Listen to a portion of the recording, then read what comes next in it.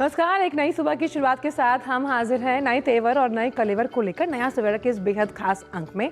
मैं हूं आंचल गुलाटी गुम्बर और साथ ही हम आपको दिखाएंगे महाकुंभ 2025 के अनूठे रंग। और वहीं अगर हम दिल्ली की सियासत की बात करें तो आज दिल्ली विधानसभा चुनावों के लिए नामांकन भरने का आखिरी दिन है। कैसे दिग्गज ताल ठोकेंगे ये अपडेट भी आपसे करेंगे साझा। वहीं प्रधानमंत्री आज भारत मोबिलिटी ग्लोबल एक्सपो 2025 का उद्घाटन करने वाले हैं। किस लिहाज से टेक इंडस्ट्री के लिए ये गेम चेंजर साबित होगी, इस पर भी होगा मंथन। लेकिन आगे बढ़ने से पहले एक रुख सुर्खियों का।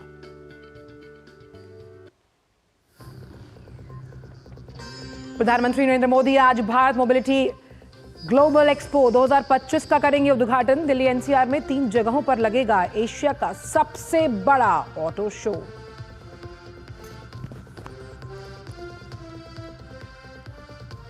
राष्ट्रपति द्रौपदी मुर्मू उत्कृष्ट खिलाड़ियों को आज राष्ट्रीय खेल पुरस्कार करेंगी प्रदान। डी गुकेश, मनु भाकर, हरमनप्रीत सिंह और प्रवीण कुमार को मिलेगा मेजर ध्यानचंद खेल रत्न पुरस्कार।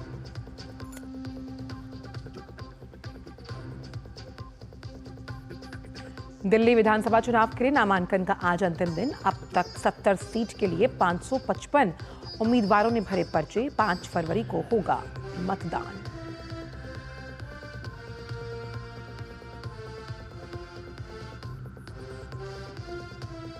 अंतर्राष्ट्रीय खबरों में गाजा में संघर्ष विराम को मंजूरी देने के लिए इजरायल कैबिनेट की बैठक में देरी। अमेरिकी विदेश मंत्री ने जोर देकर कहा, योजना के मुताबिक रविवार से शुरू होगा संघर्ष विराम समझौता।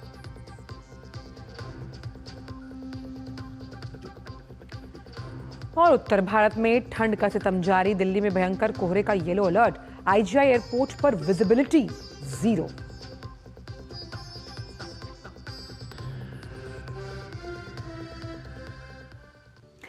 और आइए जानते हैं सभी खबरों को विस्तार के साथ। बात करते हैं मोबिलिटी एक्सपो को लेकर। प्रधानमंत्री नरेंद्र मोदी आज नई दिल्ली के भारत मंडपम में मोबिलिटी ग्लोबल एक्सपो 2025 का उद्घाटन करेंगे। ये इतना ज्यादा महत्वपूर्ण क्यों है? क्योंकि ये देश का सबसे बड़ा मोबिलिटी एक्सपो है। दिल्ली एनसीआर में एशिया के सबसे बड़े ऑटो एक्सपो का आयोजन 3 जगहों पर हो रहा है। और इस साल के मोबिलिटी एक्सपो का विषय है सीमाओं से परे भविष्य के ऑटोमोटिव मूल्य श्रृंखला का सह निर्माण। अब इस दृष्टिकोण का उद्देश्य क्या है? टिकाऊ और अत्याधुनिक तकनीकी प्रगति पर जोर देते हुए कैसे ऑटोमोटिव और मोबिलिटी क्षेत्र में सहयोग और नवाचार को बढ़ावा दिया जाएगा। और आज से शुरू हो रहा ये ग्लोबल एक्सपो 22 जनवरी तक चलेगा।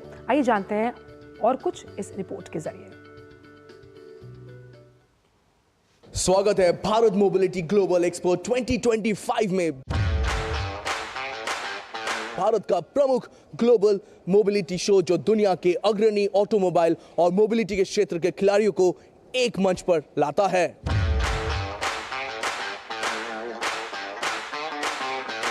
भारत मोबिलिटी ग्लोबल एक्सपो का उद्घाटन प्रधानमंत्री नरेंद्र मोदी करेंगे।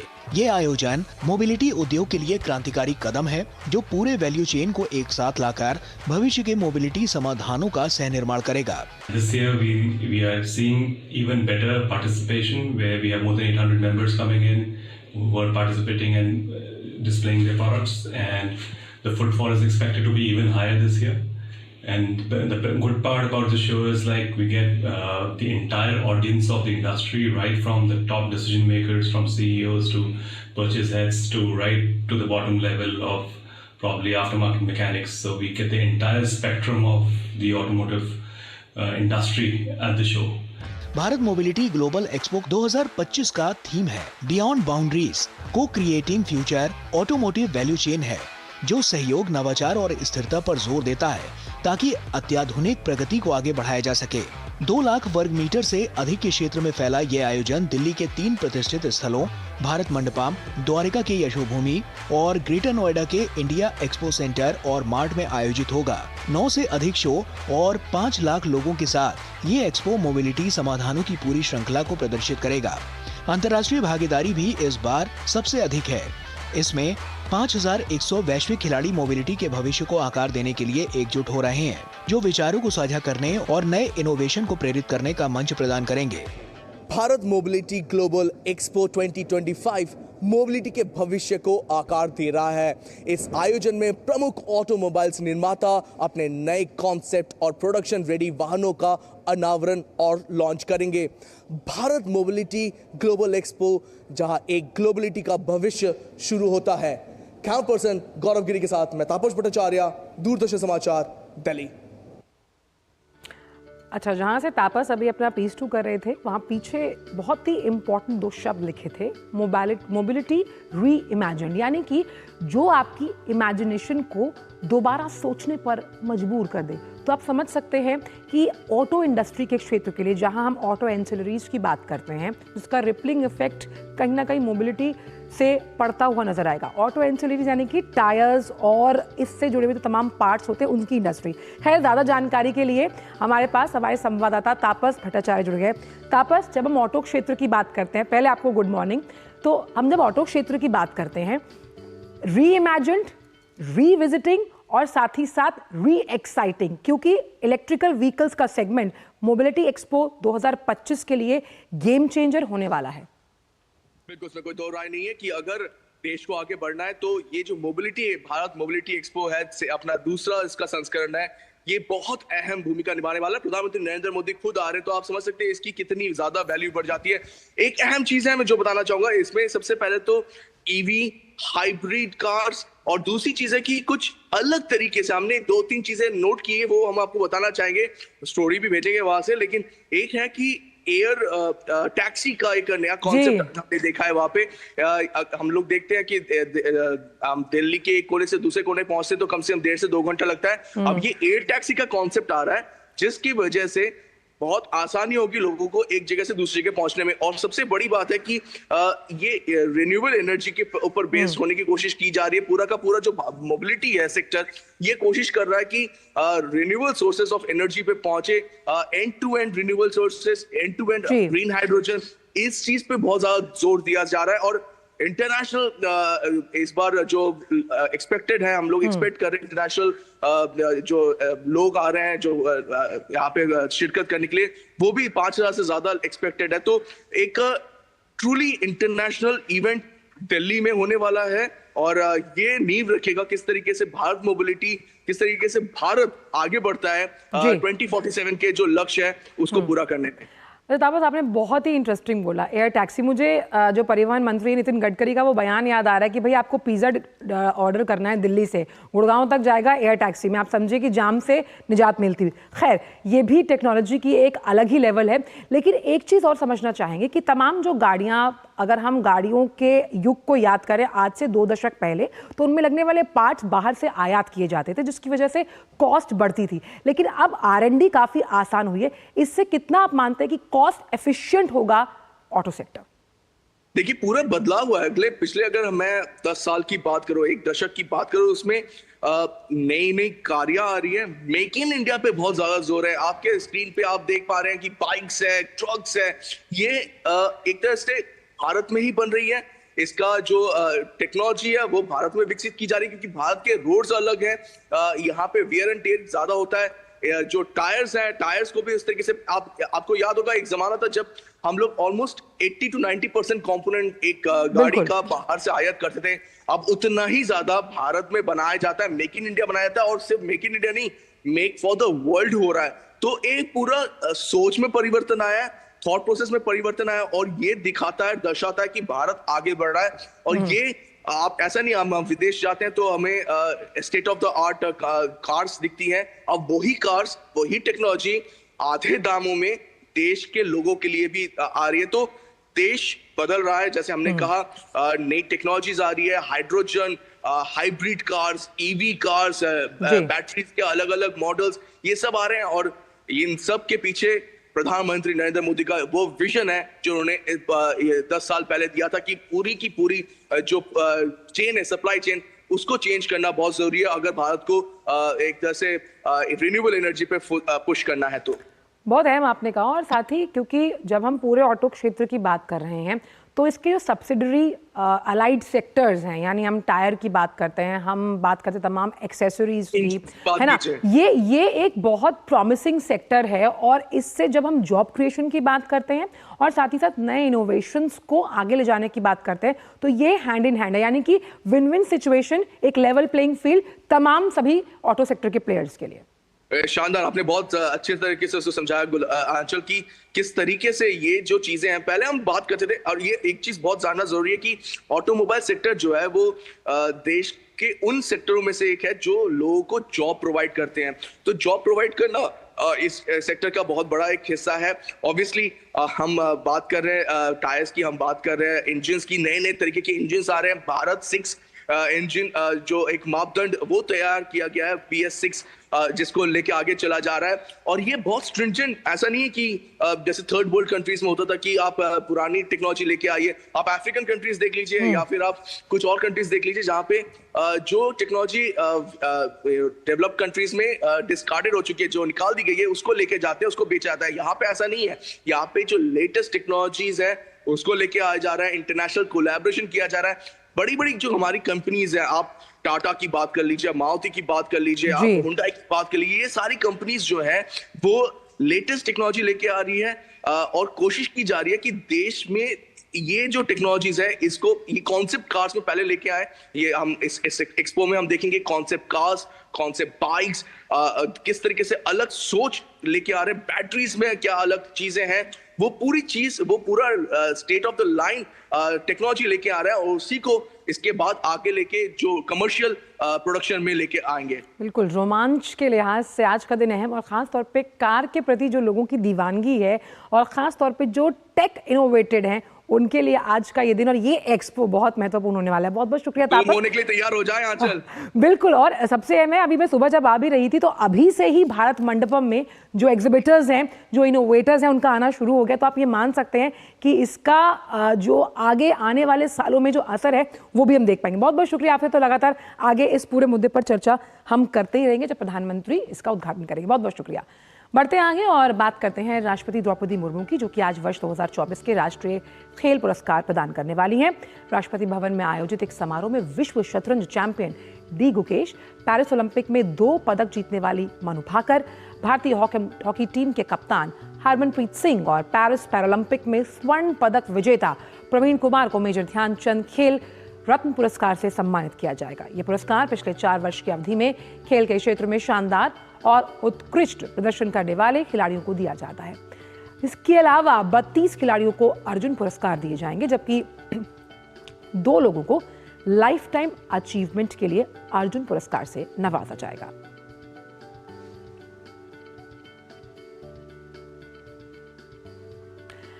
और भारत दौरे पर आए सिंगापुर के राष्ट्रपति थरमन षणमुगरत्नम आज और कल ओडिशा के दौरे पर रहने वाले हैं।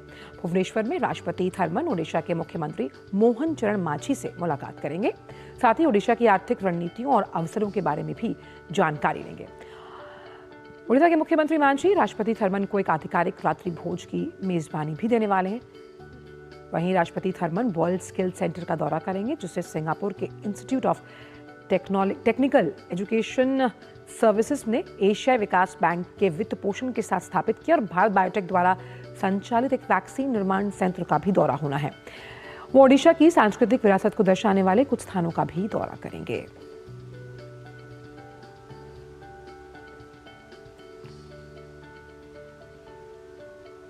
राष्ट्रपति द्रौपदी मुर्मू ने कल सिंगापुर के राष्ट्रपति थरमन षणमुगरत्नम के सम्मान में राष्ट्रपति भवन में भोज का आयोजन किया। राष्ट्रपति और उनके प्रतिनिधिमंडल का राष्ट्रपति भवन में स्वागत करते हुए राष्ट्रपति द्रौपदी मुर्मू ने कहा कि दोनों देशों के बीच संबंधों ने हाल ही के दिनों में गति पकड़ी। राष्ट्रपति ने कहा कि सिंगापुर भारत की एक्ट ईस्ट नीति और भारत प्रशांत के हमारे दृष्टिकोण का एक प्रमुख स्तंभ है। उन्होंने कहा कि लोकतांत्रिक मूल्यों में हमारी साझा विश्वास भी हैं, जो हमें एक दूसरे से जोड़ती हैं। इतिहास, विश्वास और पारस्परिक सम्मान पर आधारित मैत्री की लंबे परंपरा तथा विभिन्न क्षेत्रों में व्यापक सहयोग के कारण भारत सिंगापुर सहयोग पिछले कुछ वर्षों में और प्रगाढ़ हुआ। हमारा द्विपक्षीय व्यापार और निवेश लगातार बढ़ रहा है। हमें हमारे बीच मजबूत रक्षा सहयोग है। फिनटेक और स्किल डेवलपमेंट हमारी साझेदारी के महत्वपूर्ण घटक बनकर उभरे हैं। हमारे बीच सांस्कृतिक और शैक्षिक संबंध मजबूत हैं और लोगों के बीच काफ़ी आदान प्रदान होता है। बहुपक्षीय मंचों पर भी हमारा सहयोग लगातार बढ़ रहा है। और सिंगापुर के राष्ट्रपति थरमन शनमुगारत्नम ने हाल ही के वर्षों में भारत की प्रगति की भी प्रशंसा की है। India has made remarkable advances in social and economic development, uplifting the lives of hundreds of millions, especially women and the rural poor.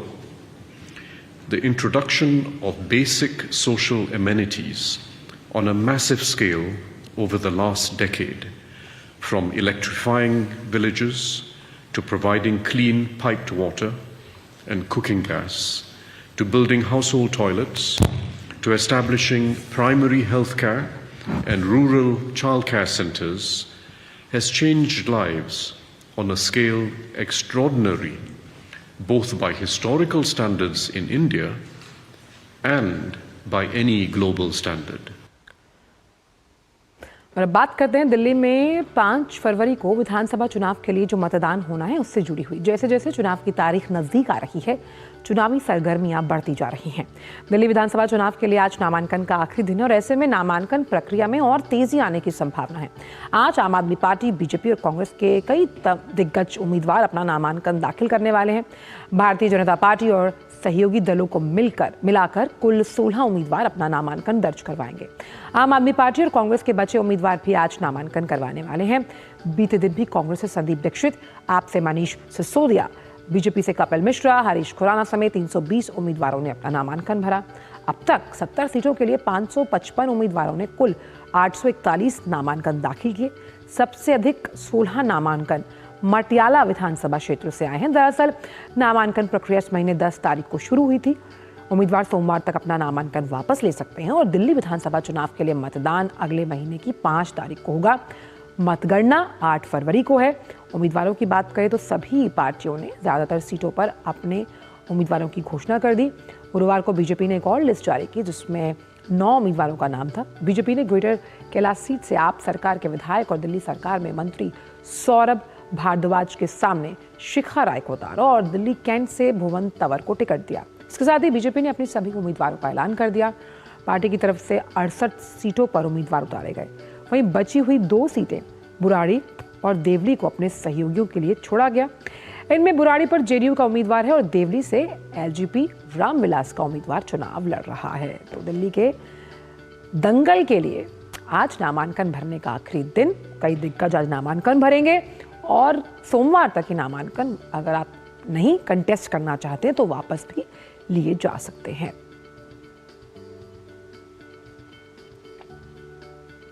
और हमारे संवाददाता धीरज कुमार हमारे साथ जुड़ गए हैं। धीरज, हमने अपनी जैसे खबर में बताया कि आज का दिन काफ़ी अहम है। कई ऐसे दिग्गज हैं जो आज अपना नामांकन भरेंगे क्योंकि आज आखिरी दिन है। लेकिन सवाल मेरा ये है कि प्रवेश वर्मा के उस ट्वीट ने कहीं ना कहीं सियासी गलियारों में खलबली मचा दी कि भाई आप पार्टी लगातार बीजेपी से सवाल कर रही है कि भैया आपका सीएम चेहरा कौन है, लेकिन सशर्त जो रिहा हुए हैं जेल से अरविंद केजरीवाल, वो तो खुद कहीं ना कहीं सीएम कैंडिडेट नहीं हो सकते।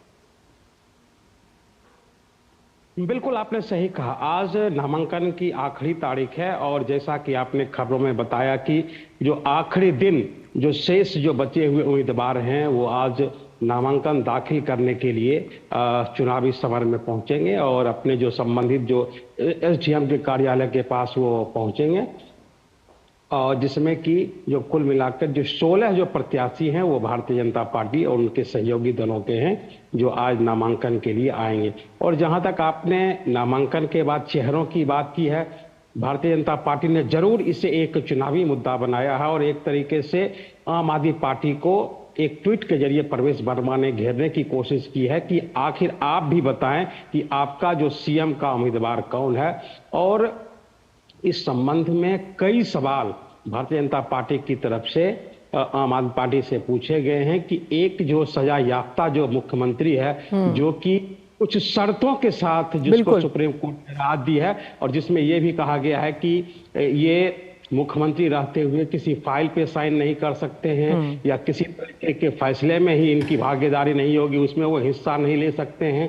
उसके बाद ही आखिरकार अरविंद केजरीवाल को अपनी सीट से छोड़ना पड़ा था, क्योंकि वो जेल में रहते हुए भी अपनी सीट छोड़ने के लिए तैयार नहीं थे। और ऐसा दिल्ली के इतिहास में पहली बार आया है कि कोई मुख्यमंत्री जेल में रहते हुए भी जो दिल्ली की गद्दी पर बैठा हुआ है और दिल्ली के शासन को चला रहा है। तो ये जरूर एक चुनौती आम आदमी पार्टी के लिए है, क्योंकि आम आदमी पार्टी के जो संयोजक हैं वो खुद कहते रहे हैं, खास करके जो दिल्ली के जो वर्तमान सीएम के बारे में, कि ये जो सीएम है वो अस्थाई सीएम है, ये परमानेंट सीएम नहीं है, और ये परमानेंट सीएम जो आने वाला है। तो अब अरविंद केजरीवाल को ये जरूर बताना चाहिए कि आखिर वो परमानेंट सीएम कौन है जो कि दिल्ली की गद्दी पर विधानसभा चुनाव के बाद आने वाला है, क्योंकि अरविंद केजरीवाल खुद अभी जो मुख्यमंत्री का पद है उसे हासिल नहीं कर सकते हैं जो कोर्ट के तय नियमों के मुताबिक, क्योंकि कोर्ट ने कुछ शर्तों के साथ ही उनको जमानत दी है, और जिसमें एक शर्त ये भी है कि वो किसी तरीके के दिल्ली के बारे में फैसले अपनी कलम से नहीं लिख सकते हैं। जी वहीं धीरज, क्योंकि यहाँ पर कांग्रेस और आप की जो रार है वो साफ तौर पर नजर आ रही है, दोनों एक दूसरे के खिलाफ इस चुनावी मैदान में है, लेकिन आपको क्या लगता है, क्योंकि आप लगातार ग्राउंड जीरो से कवरेज कर रहे हैं, इसका फायदा सीधे तौर पर बीजेपी को मिलने वाला है? क्योंकि कहीं ना कहीं जिस वोट बैंक पॉलिटिक्स को लेकर अभी आम आदमी पार्टी आगे बढ़ रही है, उसको अपने पाले में करना मुख्य एजेंडा है कांग्रेस का। बिल्कुल आपने सही कहा। देखिए, इस सवाल के दो जवाब हैं। पहला जवाब यह है कि कांग्रेस ने जिस तरीके से मजबूती से अपने जो लूटे हुए जनाधार को वापस करने के लिए इस चुनावी मैदान में कमर कसी, और शुरू में हमने देखा कि कैसे जो कांग्रेस के जो बड़े नेता अजय माकन हैं, उन्होंने केजरीवाल को फर्जीवाल कहा, उन्होंने केजरीवाल को भ्रष्टाचारी भी बताया, और केजरीवाल को एक तरीके से उन्होंने एक ऐसा मुख्यमंत्री बनाया जिन्होंने बीते 10-11 सालों में दिल्ली की जनता के साथ धोखा किया है। उसके बाद एक के बाद आपने जो नई दिल्ली से जो अभी प्रत्याशी संदीप दीक्षित है, संदीप दीक्षित को भी आपने सुना कि कैसे उन्होंने केजरीवाल पर हमला किया और उनसे साफ तौर पे पूछा कि आप हमसे भ्रष्टाचार के बारे में सवाल पूछ रहे थे, मेरी माताजी शीला दीक्षित के बारे में करप्शन का आपने मुद्दा उठाया था। लेकिन आप ये बताएं कि आपने तो कभी पूछा था कि शीला दीक्षित के कमरे में 13 एसी लगे हुए हैं, लेकिन आप मुझे बताएं कि आपके शीश महल में जो 123 एसी लगे हुए हैं, उस एसी का पैसा कहां से आया है? तो उसके बाद हमने सीलमपुर में भी देखा, सीलमपुर की रैली में जिस तरीके से राहुल गांधी ने भी उनको एक फेल मुख्यमंत्री करार दिया और उनको साफ तौर पे बताया कि कैसे यमुना जो गंदी है, कैसे दिल्ली का प्रदूषण जो है वो बढ़ा हुआ है, और कैसे जो दिल्ली की सड़कें तंग है। तो जिस तरीके से कांग्रेस ने एक तरीके से हम कह सकते हैं कि चुनाव में आम आदमी पार्टी को घेरने की कोशिश की, लेकिन बाद में कहीं ये भी दिखा कि कांग्रेस जो है वो चुनावी समर में कमजोर पड़ती दिख रही है, क्योंकि उसके बाद कांग्रेस के नेता मुझे ऐसा प्रतीत होता है कि कुछ सीटों पे ही अपने आप को जो सीट झोंकते हुए नजर आए। बिल्कुल, और फैसला अंततः जनता को करना है कि वो किसके हाथ दिल्ली के कुर्सी जो सीएम के लिए अभी आने वाले समय में खाली होगी उसे देगी। बहुत बहुत शुक्रिया धीरज इन तमाम चुनावी अपडेट्स को हमसे साझा करने के लिए। और फिलहाल वक्त शो से ब्रेक का है और आगे हम आपको दिखाएंगे कुंभ के और अनूठे रंग। जुड़े रहिए नया सवेरा के साथ।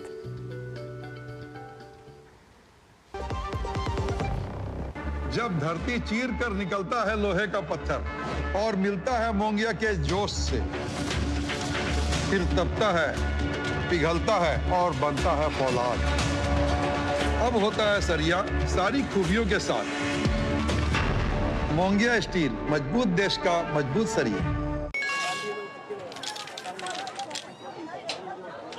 हम मूंगफली बेचते हैं, अपना अकल नहीं। ये मैसेज देखिए, कहते हैं लॉटरी लगी है, लिंक क्लिक करके यूपीआई पिन डालो पैसा मिलेगा। अरे हमको मालूम नहीं है क्या? इधर यूपीआई पिन डाला, उधर पैसा गायब। मूंगफली वाला हूँ, मूर्ख नहीं हूँ।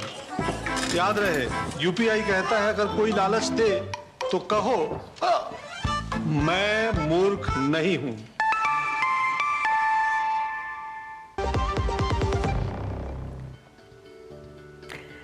ब्रेक के बाद सभी का स्वागत और बात करते हैं दिव्य और भव्य महाकुंभ से जुड़ी हुई।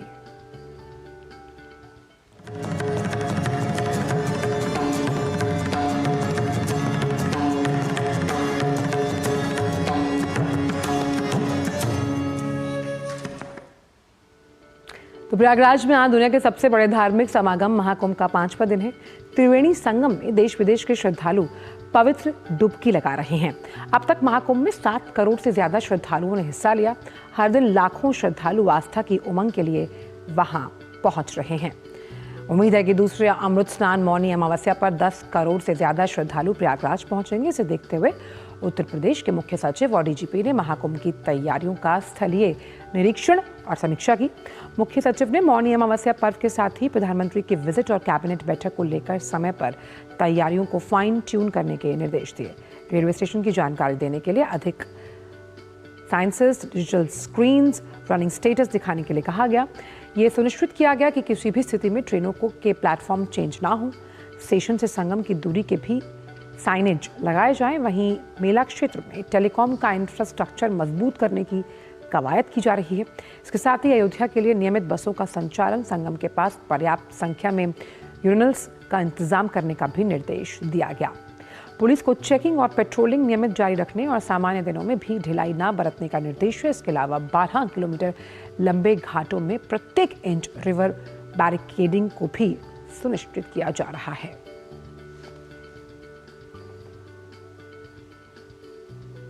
तो जब बात हम करते हैं सबसे बड़े धार्मिक आयोजन महाकुंभ की, तो यहाँ कई अनूठी आकृतियां और कलाकृतियां मेले की भव्यता की साक्षी बन रही है। इन्हीं में से एक है भारतीय वायुसेना की शान तेजस विमान का मॉडल।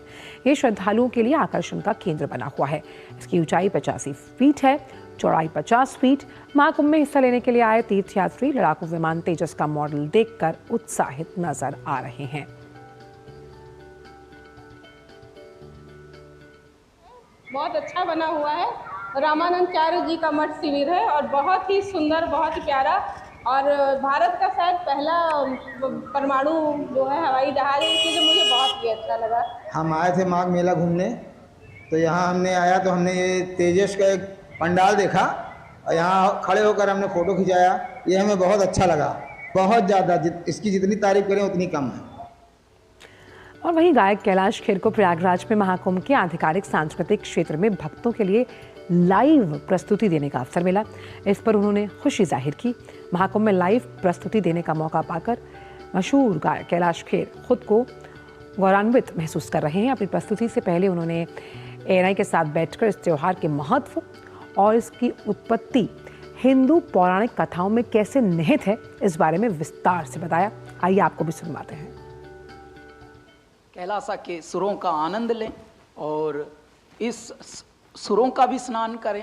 क्यों? क्योंकि जो सुरों का सरिता है वो उससे आत्मा स्नान करती है, उससे रोम रोम क्यों एकदम द्रवित हो जाता है। क्यों? क्योंकि सुरों में परमात्मा होता है। तो इसलिए आइए आप लाइव सजीव जो प्रस्तुति होगी उसका भी आनंद लीजिए। और महाकुंभ में आज सामाजिक अधिकारिता मंत्रालय बुजुर्ग लोगों को सहायक उपकरण और दवाएं निःशुल्क बांटेगा। ये कार्यक्रम भारत सरकार द्वारा एल्मिको के माध्यम से चलाया जा रहा है। महाकुंभ में सामाजिक न्याय मंत्रालय के विशेष पवेलियन में आकर कोई भी भारत की विविधता और संस्कृति से जुड़ाव महसूस कर रहा है। वहीं नुक्कड़ नाटक, जादुई शो, कठपुतली नृत्य सामाजिक न्याय मंत्रालय पवेलियन का मुख्य आकर्षण है। सेल्फी पॉइंट्स भी लोगों को आकर्षित कर रहे हैं। लोग उत्साहित होकर सेल्फी पॉइंट्स पर यादगार पलों को संजो रहे हैं।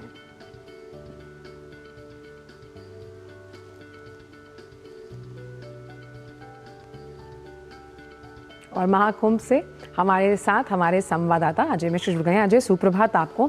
महाकुंभ के अनूठे रंग लगातार हम आपके और हमारे तमाम जो साथी वहां मौजूद हैं उनके लेंस के जरिए देख रहे हैं।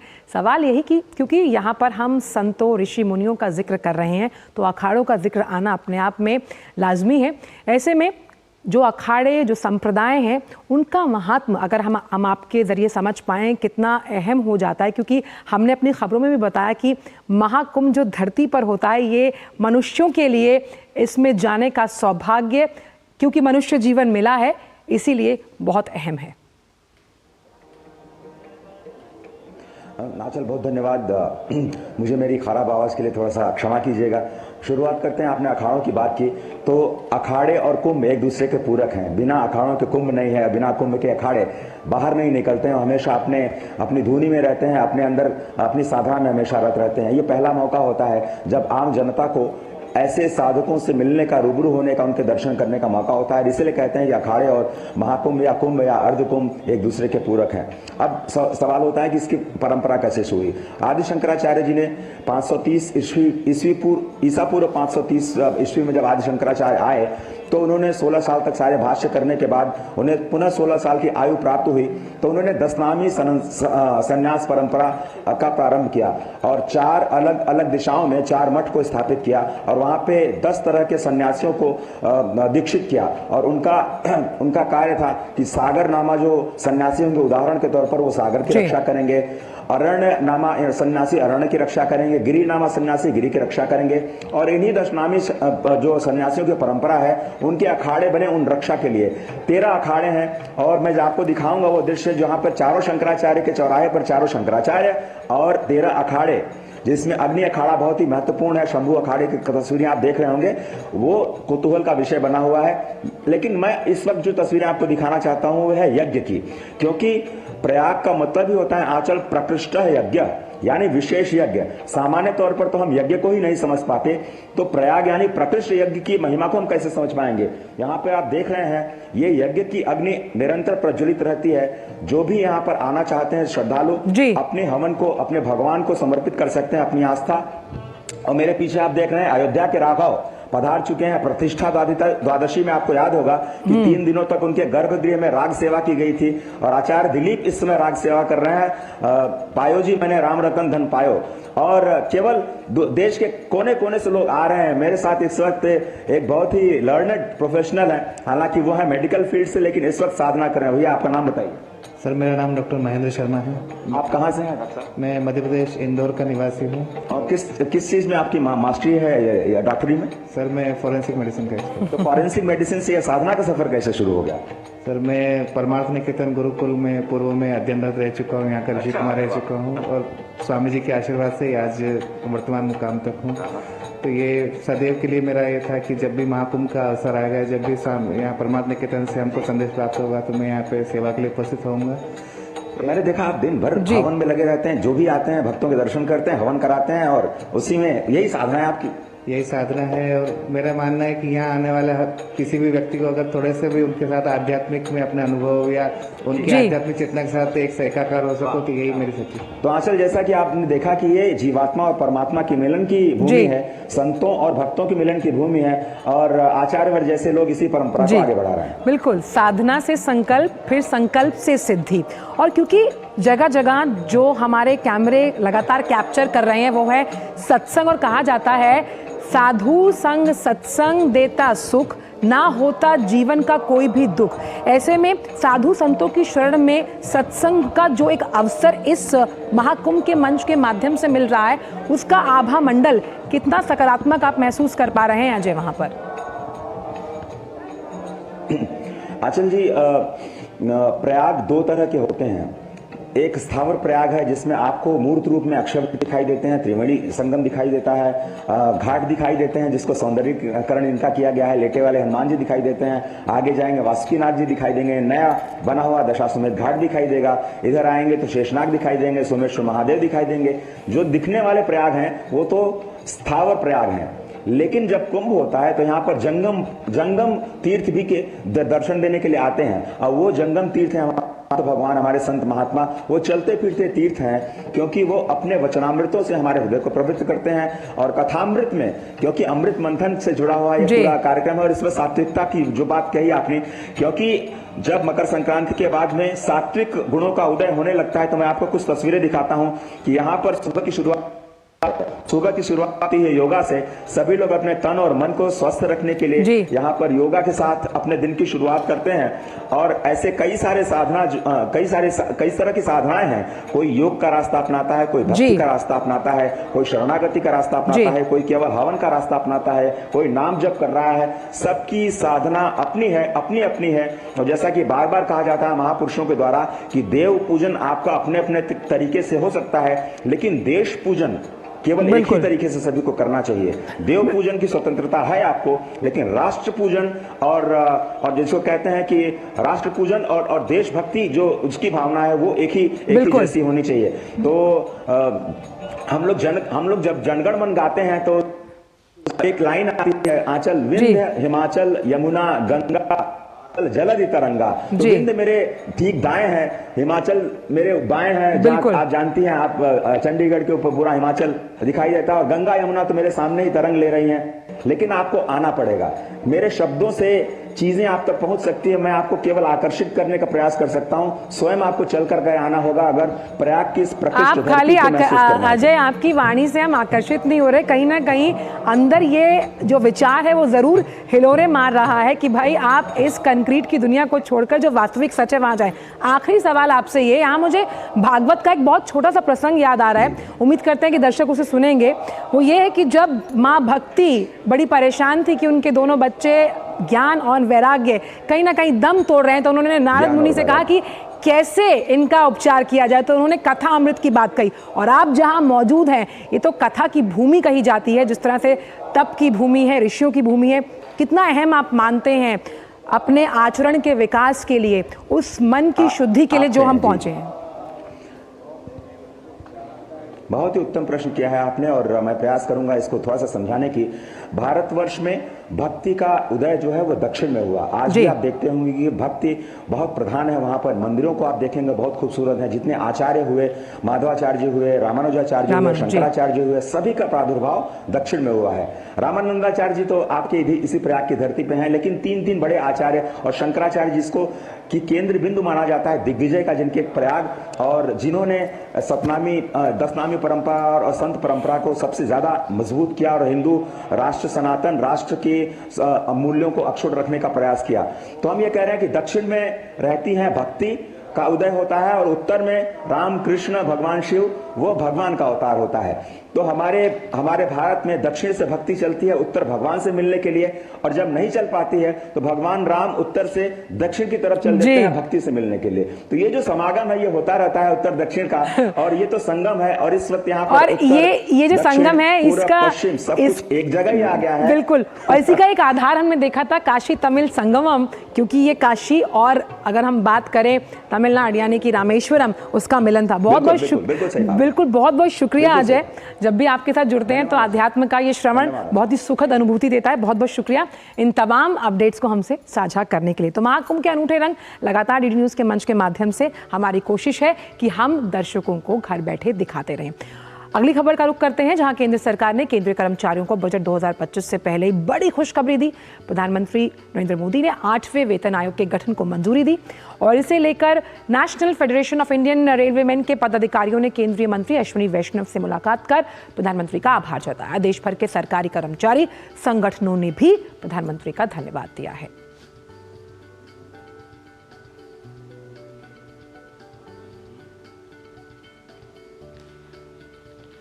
केंद्रीय कर्मचारियों में संतोष और खुशी है। टर्म्स ऑफ रेफरेंस अभी आने हैं। मुझे विश्वास है कि सर्विंग एम्प्लॉयज के साथ में सेवानिवृत्त लोगों के भी जिस प्रकार अब से पहले 7 पे कमीशन ने पेंशनर्स के इंटरेस्ट को प्रोटेक्ट किया है, ये 8वां भी पे कमीशन पेंशनर्स, फैमिली पेंशनर्स, इनके सबके इंटरेस्ट को प्रोटेक्ट करेंगे। इंडियन रेलवे की तरफ से मैं प्रधानमंत्री नरेंद्र मोदी जी को धन्यवाद करना चाहता हूं। 8 सेंट्रल पे कमीशन का अनाउंसमेंट सरकार की।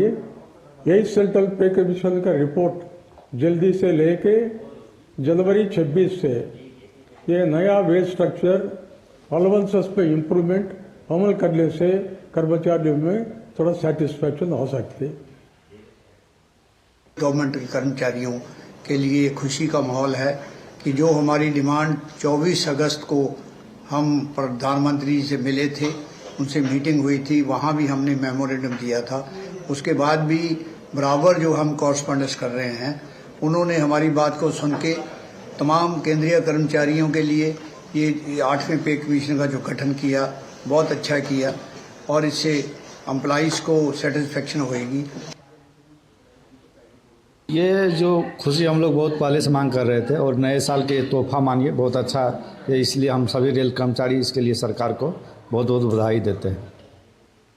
ये बहुत ही हर्ष का विषय है कि देश के हमारे यशस्वी प्रधानमंत्री श्री नरेंद्र मोदी जी ने 8वें वेतन आयोग के लिए मंजूरी दी है।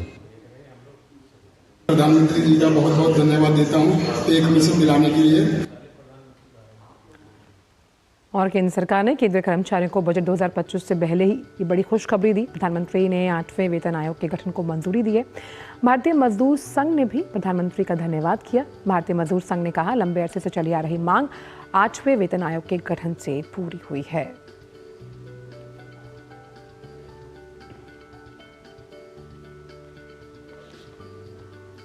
और बात लोकसभा के नेता विपक्ष और कांग्रेसी नेता राहुल गांधी की, जिन्हें आज उत्तर प्रदेश के बरेली कोर्ट में पेश होने का आदेश दिया गया।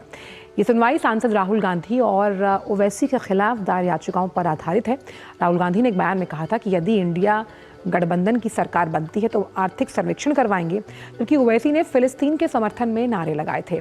इन बयानों को लेकर दायर अलग अलग याचिकाओं को लेकर राहुल गांधी को इस मामले में कल अदालत में पेश होना था, लेकिन वो पेश नहीं हुए।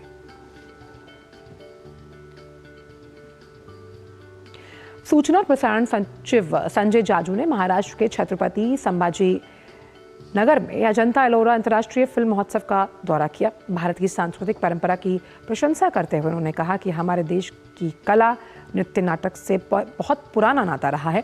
उन्होंने प्रधानमंत्री के भारतीय सिनेमा को सॉफ्ट पावर बताने वाले बयान का भी जिक्र किया और कहा, भारतीय सिनेमा हमारे देश की सॉफ्ट पावर है और इससे हमारी कला और संस्कृति दुनिया भर में पहुंच रही है। सिनेमा उद्योग के माध्यम से हमारी रचनात्मक अर्थव्यवस्था आगे बढ़ रही है।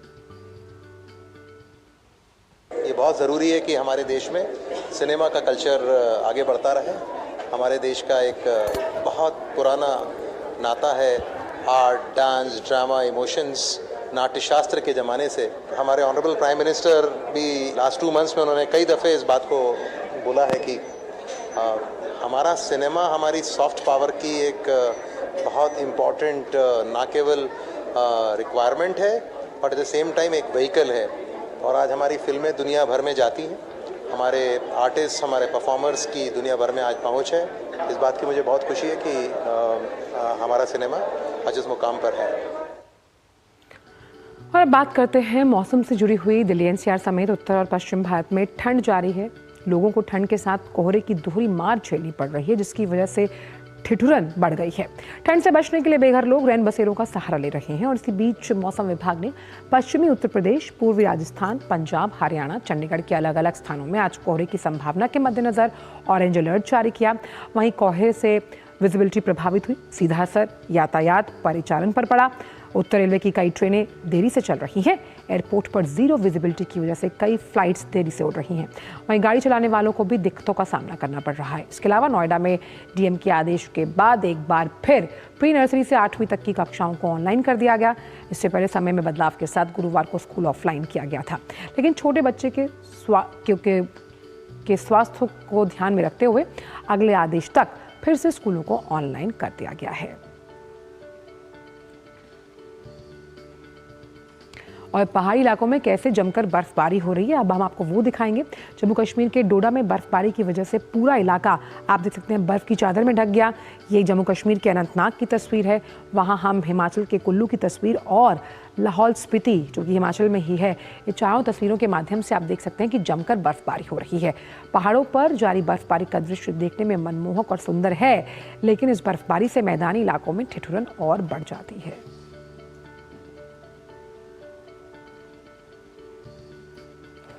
प्रधानमंत्री नरेंद्र मोदी ने सोशल मीडिया प्लेटफॉर्म एक्स पर गुजरात के वडनगर के गौरवशाली इतिहास को दर्शाते हुए एक वीडियो पोस्ट किया। इस वीडियो में वडनगर के 2500 साल पुराने गौरवशाली इतिहास को दर्शाया गया। इस वीडियो में दिखाया गया कि कैसे इसे संजोने और संरक्षित करने के लिए यहाँ अनूठे प्रयास किए गए हैं।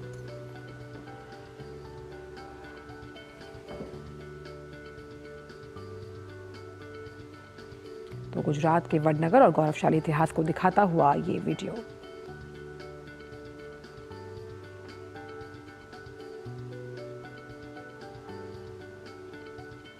वक्त छोटे से ब्रेक का। ब्रेक के उस पार आकर जानेंगे कि अखबारों के जगत में क्या कुछ खास है आपके लिए। जुड़े रहिए नया सवेरा के साथ।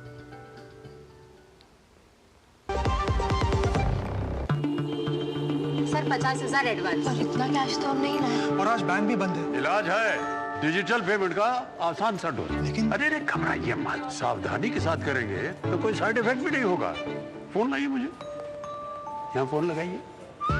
डिजिटल पेमेंट से लेन देन हो सकता है आसान, सुरक्षित और तेज। मैंने तो इन्हें डिजिटल पेमेंट सिखा दिया है। आपने, क्योंकि RBI कहता है कि डिजिटल पेमेंट अपनाओ, औरों को भी सिखाओ।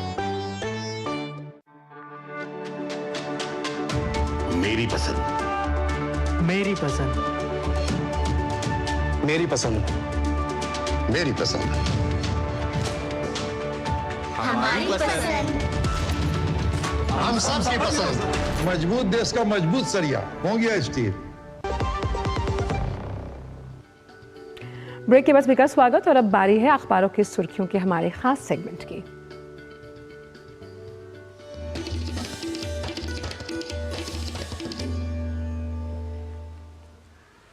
और रेशमा जी हमारे साथ स्टूडियो में मौजूद है अपनी मधुर मुस्कान के साथ। रेशमा जी, क्या कुछ अब समेट कर लेकर आई हैं अखबारों के जगत से हमारे दर्शकों के लिए? बहुत धन्यवाद आंचल। और अगर हम समाचार पत्रों की बात करें तो सभी समाचार पत्रों ने कई अहम सुर्खियों पर अब हमारी तवज्जो दिलाई है। आपको बता दें कि सरकार ने कल एक बड़े फैसले के तहत केंद्रीय कर्मचारियों के वेतन और पेंशन भोगियों के भत्तों से संशोधन के लिए 8वें वेतन आयोग के गठन को मंजूरी दे दी है। और आपको बता दें कि केंद्र के 50 लाख कर्मियों और 65 लाख पेंशनधारियों को इसका लाभ मिलने वाला है। और करीब 65 लाख पेंशन धारकों को इसका लाभ तो होगा ही। और सूचना एवं प्रसारण मंत्री अश्विनी वैष्णव ने बताया कि प्रधानमंत्री नरेंद्र मोदी ने 8वें वेतन आयोग के गठन का ये निर्णय लिया है और इससे सभी जो कर्मी हैं, 50 लाख जो कर्मी हैं और पेंशन धारक हैं, उनको इसका लाभ मिलने वाला है। और अब देख लेते हैं एक और ख़ास सुर्खी जिसे ज़्यादातर अखबार ने अपनी पहले ही पेज पर जगह दी है। आपको बता दें कि मिशन स्पेडेक्स इसरो को मिली एक बड़ी कामयाबी, अंतरिक्ष में जोड़े गए 2 उपग्रह। जी हाँ, उपग्रह की सफल डॉकिंग के साथ ही भारत, अमेरिका, रूस और चीन के बाद ये उपलब्धि हासिल करने वाला चौथा देश बन जाएगा। और साथ ही प्रधानमंत्री नरेंद्र मोदी ने सभी वैज्ञानिकों को और साथ में इसरो को मुबारकबाद दी है, बधाई दी है। उन्होंने कहा कि उपग्रह की अंतरिक्ष में डॉकिंग के सफल प्रदर्शन के लिए इसरो के हमारे वैज्ञानिकों और पूरे अंतरिक्ष समुदाय को बधाई। और अब देख लेते हैं कुछ और सुर्खियां, उन पर नज़र डाल लेते हैं। आपको बता दें कि गणतंत्र दिवस बेहद हमारे नज़दीक है और इससे जुड़ी कई खबरों को ज़्यादातर समाचार पत्रों ने अपने पहले ही पेज पर जगह दी है। आपको बताते चलें कि विदेश मंत्रालय ने घोषणा की है कि गणतंत्र दिवस परेड समारोह के मुख्य अतिथि होंगे इंडोनेशिया के राष्ट्रपति। जी हाँ, प्रबावो सुबियाटो ये राष्ट्रपति पहली बार भारत की यात्रा पर होंगे और गणतंत्र दिवस परेड के मुख्य अतिथि के तौर पर भारत आएंगे। और 25 से 26 जनवरी तक भारत की 2 दिवसीय राजकीय यात्रा पर रहेंगे। और जब बात गणतंत्र दिवस की हो रही है तो कुछ और खबरें भी देख लेते हैं गणतंत्र दिवस से ही। अब गणतंत्र दिवस समारोह में सुनाई नहीं देगी ध्रुव हेलीकॉप्टर की हवाई गर्जना। जी हाँ, 5 जनवरी को गुजरात में एक दुर्घटना के बाद सशस्त्र सेनाओं के सभी ध्रुव हेलीकॉप्टरों की हवाई उड़ान पर इस बार रोक लगा दी गई है। 330 हेलीकॉप्टरों का प्रयोग करती है वैसे सेनाएं, लेकिन इस बार की अगर बात की जाए तो ध्रुव हेलीकॉप्टर की जो गर्जना है वो सुनाई नहीं देगी। और साथ में तेजस लड़ाकू विमान भी इस बार देखने को नहीं मिल पाएगा। लेकिन साथ साथ कुछ और ख़ास चीज़ें भी इस बार गणतंत्र दिवस समारोह का हिस्सा बनने वाली हैं। और एक और खबर गणतंत्र दिवस से ही है, वो भी हम आपको बता देते हैं कि गणतंत्र दिवस रिहर्सल परेड के लिए एक एडवाइजरी भी जारी की गई है। और कर्तव्य पथ, रफ़ी मार्ग क्रॉसिंग, कर्तव्य पथ जनपद क्रॉसिंग, कर्तव्य पथ मानसिंह रोड क्रॉसिंग और कर्तव्य पथ सी हैक्सागन पर सुबह 10:15 से दोपहर 12:30 बजे तक यातायात को प्रतिबंध रहेगा। और साथ में जो लोग हैं उनके लिए ये एक एडवाइजरी जारी की गई है कि इस दौरान उस रास्ते पर ना गुजरें, क्योंकि 17 से 21 जनवरी तक इन रास्तों पर यातायात बाधित बताया जा रहा है। और अब देख लेते हैं एक और सुर्खी। ये सुर्खी भी काफ़ी अहम हो जाती है। इस साल 90 करोड़ के पार होगी देश में नेट यूज़र्स की संख्या। और ग्रामीण भारत की अगर बात करें तो 48.8 करोड़ उपयोगकर्ताओं के साथ इस वृद्धि में बढ़ोतरी भी बताई गई है। और अच्छी बात यह है कि रिपोर्ट के अनुसार इंटरनेट के इस्तेमाल को एक आकार देने में भारतीय भाषाओं का एक ख़ास रोल रहा है, जिसकी वजह से 90 करोड़ के पार हो सकती है देश में नेट यूज़र्स की संख्या। तो ये थे समाचार पत्रों से कुछ ख़ास सुर्खियाँ। बहुत बहुत शुक्रिया रेशमा, इन तमाम खबरों को इतने कम समय में हमारे दर्शकों के लिए समेट कर लाने के लिए। और अखबारों की जगत से फ़िलहाल इतना ही। और अब आपको अखबार जगत से सीधे ले चलते हैं दुनिया भर से जुड़ी कुछ खास खबरों की तरफ। अंदाज रहेगा फटाफट।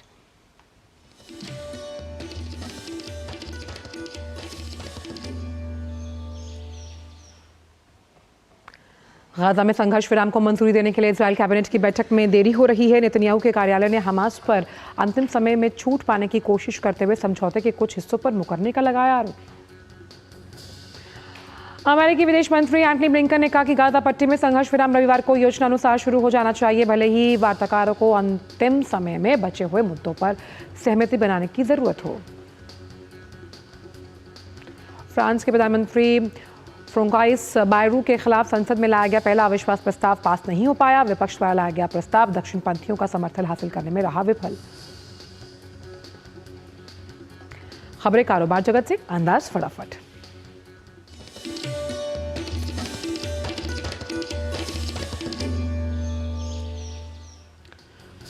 Mumbai Ahmedabad bullet train corridor पर इलेक्ट्रिफिकेशन का काम शुरू हो चुका है। इसके तहत गुजरात में सूरत बिलीमोरा बुलेट ट्रेन स्टेशन के बीच जमीन से 14 मीटर की ऊंचाई पर वायाडक्ट पर पहले 2 स्टील मास्ट स्थापित किए गए। पीएम इंटर्नशिप स्कीम को देश भर की कंपनियों से समर्थन मिल रहा है। अब तक 80% से अधिक भारतीय कंपनियों ने स्कीम का समर्थन किया। टीम लीज एडटेक की रिपोर्ट में आई जानकारी सामने। दिसंबर 2024 में देश के इलेक्ट्रॉनिक्स निर्यात में जबरदस्त उछाल दर्ज हुआ। साल के अंत में भारत का इलेक्ट्रॉनिक्स निर्यात 35% की वृद्धि के साथ दिसंबर 2023 के रिकॉर्ड को तोड़ दिया। खबरें खेल जगत से, हमारे खास सेगमेंट स्पोर्ट्स ट्रैक में।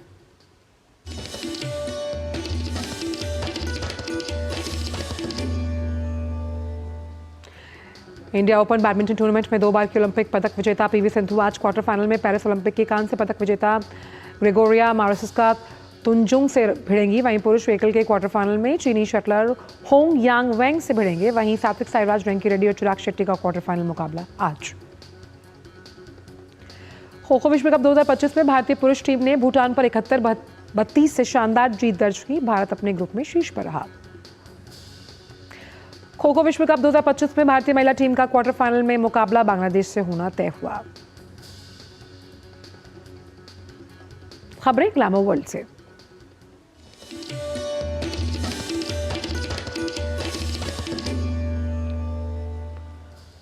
अमन देवगन और राशा थडानी की फिल्म आजाद आज होगी रिलीज।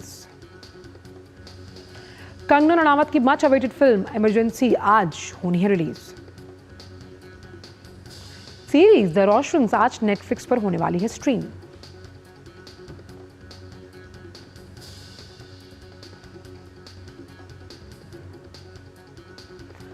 और आइए अब देखते हैं कि कैसा है मिजाज मौसम का आपके शहर में।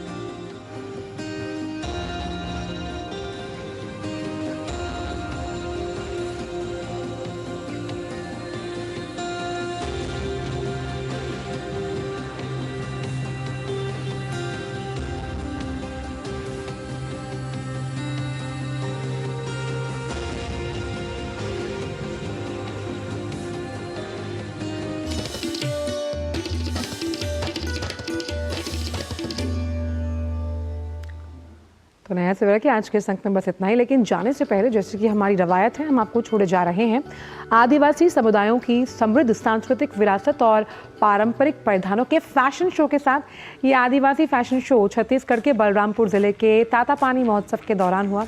आप इनकी झलकियां देखिए चाय की चुस्कियों के साथ। हमें दीजिए इजाजत, मुलाकात होगी अब सोमवार को। मुस्कुराते रहिए, सशक्त रहिए, नमस्कार।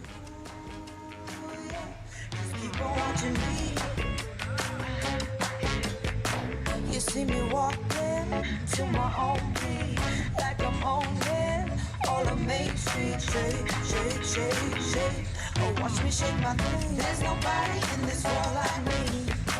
Make it look easy.